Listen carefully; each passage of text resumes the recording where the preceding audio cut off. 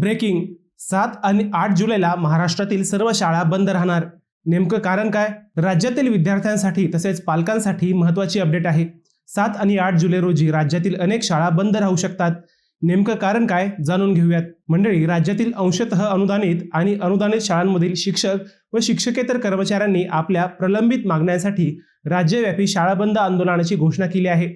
शिक्षक समन्वय संघाच्या नेतृत्वाखाली 7 जुलै आणि 8 जुलै रोजी हे आंदोलन होणार असून हजारो शिक्षक आणि कर्मचारी मुंबईतील आझाद मैदानावर एकत्र येणार आहेत.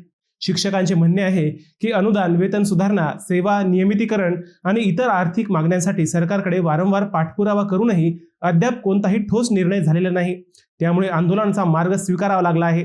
संघटनेने राज्यातील सर्व शिक्षक आणि कर्मचाऱ्यांना आंदोलनात सहभागी होण्याचे आवाहन केले आहे.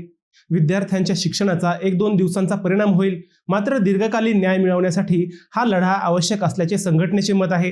दरम्यान मागण्या मान्य न झाल्यास आंदोलन आणखी तीव्र करण्याचा इशाराही देण्यात आला आहे.